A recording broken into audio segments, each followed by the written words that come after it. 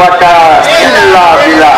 Assalamualaikum warahmatullahi wabarakatuh. Waalaikumsalam warahmatullahi wabarakatuh. Satu kalimat lagi, saya suka ketemu dengan Mas Suhud yang dulu bersama-sama di dalam angkatan 66 bersama Laskar Ampera. Alhamdulillah ketemu. Ayo, tolong coba disikapi orang-orang tuwek, orang-orang baik. Di samping sana yang mengatakan teplek nganggu teplek neng kritilan wes tuwek neng pentagilan. Tapi ingat bahwa kami yang tuwek-tuwek yang hadir sekarang ini benar sebagai untuk pentagilan, tetapi pentagilan untuk melawan kezaliman. Allahu Akbar, Allahu Akbar. Assalamualaikum warahmatullahi wabarakatuh. Waalaikumsalam warahmatullahi wabarakatuh. Masih ada 3 pembicara lagi, silakan merapat semuanya sebelum kita akhiri untuk berbuka puasa bersama. Silakan Bapak Ibu merapat yang ada di samping-samping seluruh peserta. Kita akhiri nanti dengan doa oleh Ustaz Yusuf Suparno dan juga orasi politiknya. Ya. Setelah ini ada Bu Damai, Mbak Damai, juga pejuang 98, pejuang musyawarah Kamisan, aksi Kamisan. Ya, silakan. Kalau saya bilang hidup korban, coba ibu-ibu dan bapak-bapak menjawab ya. Hidup korban. Kurang semangat. Hidup korban. Jangan diam. Jangan diam. Jangan diam. Oke, selamat sore Jogja. Salam solidaritas. Ini banyak wajah-wajah kawan saya tuh di situ ya. Oke, sore ini kita berkumpul di sini semua ada 3 hal menurut saya. Yang pertama adalah jangan lupa mengapa kita harus mendiskualifikasi paslon 02. Sini Mbak, sini Mbak. Maju sini Mbak. Di sini udah kelihatan. Ayo jangan malu, perempuan Indonesia harus maju. Ya, pertama mengapa kita harus mendiskualifikasi paslon nomor 2. Satu lagi Mas, biar gede suaranya. Paslon nomor 2 ini yang pertama adalah Pak Prabowo. Jangan lupa 1998. Jangan sampai kita melupakan sejarah. Jas merah atau Bung Karno, ya?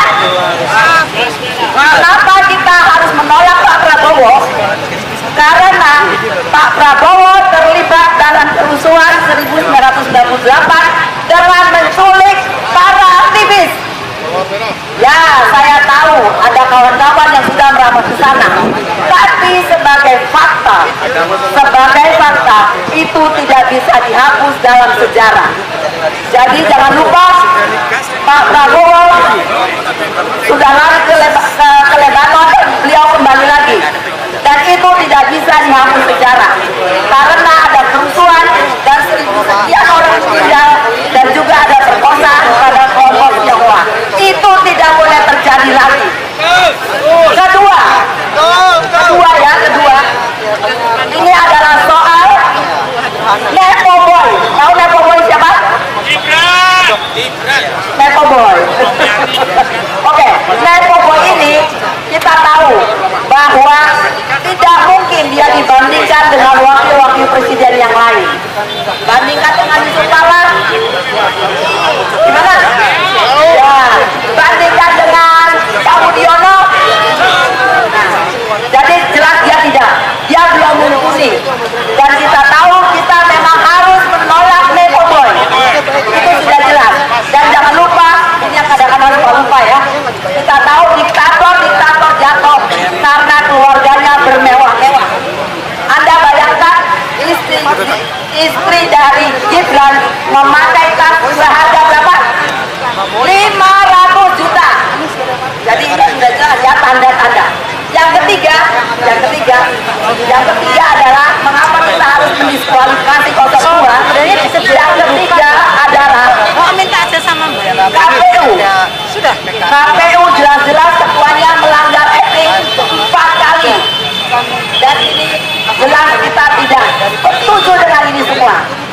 Dengan demikian Bapak Ibu dan sekalian, saudara-saudaraku yang tercinta, jelas ya, jelas kita harus memastikan pasangan 02 didiskualifikasi. Satu kali lagi, salam solidaritas Jogja, lawan Jokowi sekarang juga. Terima kasih.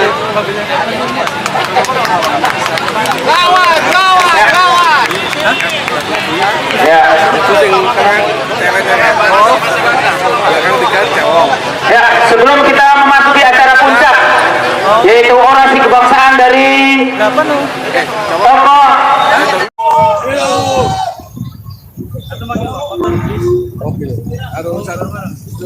Assalamualaikum warahmatullahi wabarakatuh.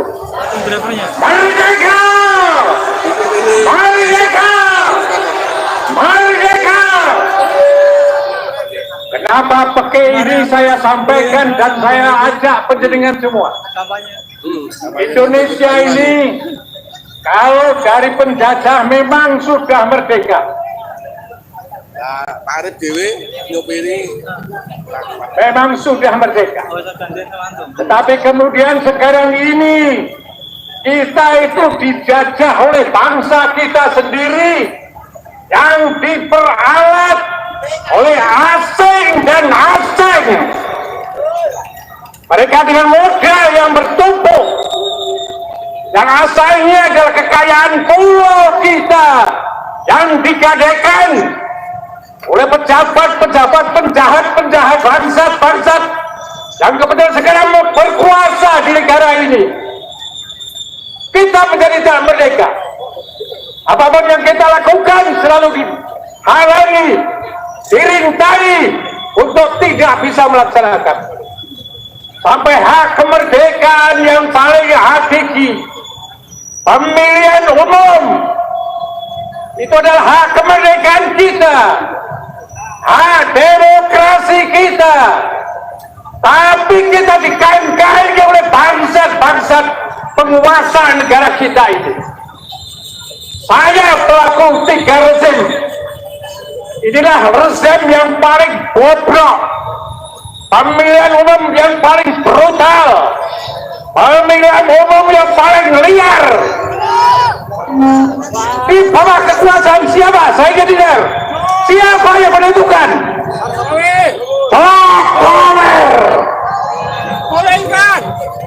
Gara-gara Jokowi orang yang gak punya ijazah, orang yang geblek, orang yang tolol, penipu, penggarang, anak turun PKI sedang berkuasa di sini. Oleh karena itu, tidak mustahil bahwa kondisi negara kita itu ikut campur tangan PKI dan orang komunis. Bukti yang paling konkret, kenapa kita selalu tergantung kepada Xi Jinping, presiden Cina itu, yang banyak akalnya, dengan kerjasama bangsa yang berpikiran piti, diberi akal, diberi janji, diberi harta, sampai pulau-pulau penghasil uang itu digadaikan ke sana. Sementara uang gadaian hasil penjualan itu kembali ke Indonesia menjadi dipinjaman. Jadi kita meminjam uang itu meminjam hasil bumi Indonesia sendiri. Kalau tidak dipimpin orang-orang goblok tidak mungkin. Tapi salahnya adalah bahwa ternyata gara-gara uang itu siapapun melintir pikirannya, termasuk ulama-ulama yang kondang, yang mestinya tadinya itu geni, tapi sekarang itu racun. Apa yang diucapkan itu racun bagi kita semua.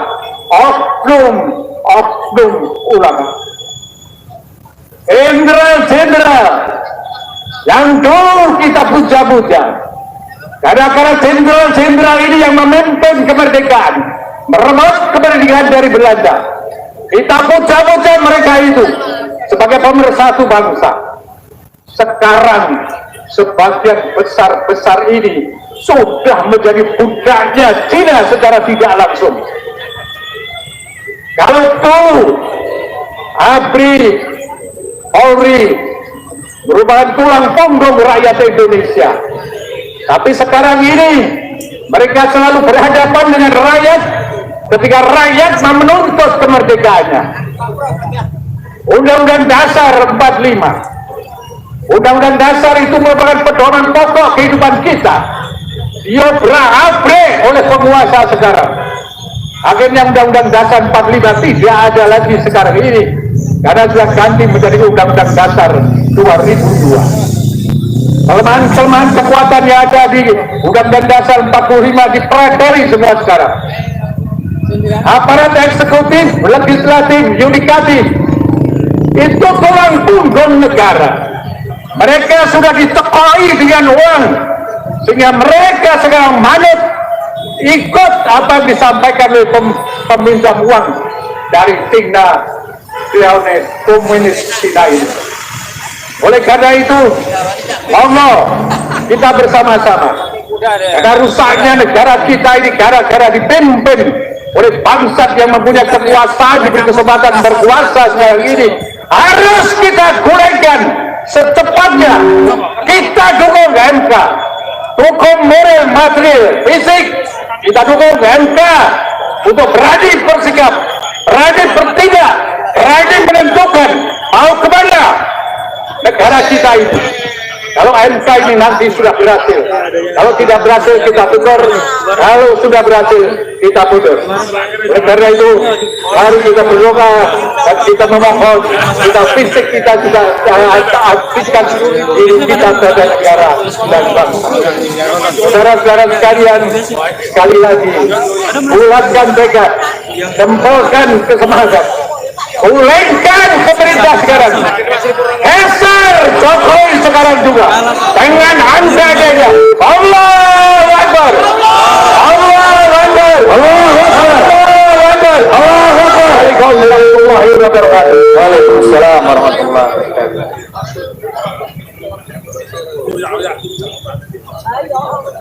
Ya, Masya Allah, Romo Suhud ini sudah 70 tahun lebih, 80 malahan, ya 80 tahun beliau turun tangan atas ketidakadilan dan kezaliman di negeri ini. Maka silahkan Bapak-bapak, silahkan merapat ke tengah, jangan mau kalah dengan veteran Romo Suhud ini. Silahkan Bapak-bapak, silahkan ke tengah, ke tengah. Kita dihadiri juga dari Solo, rekan-rekan dari para pejuang Solo, ya ada Ustadz Yusuf, ada Mbak Uri, Masya Allah, Mbak Uri Baret, Masya Allah. Ya, Bapak-bapak, sore hari ini satu kata untuk kita semua, atas kedoliman, atas kecurangan politik, atas kejahatan politik, apa? Lawan. Atas kecurangan politik, atas kedoliman politik, apa? Siapa lawan? Takbir. Ya, selanjutnya ada orasi dari seorang generasi muda, Mas Arimo. Ya, silakan Mas Arimo.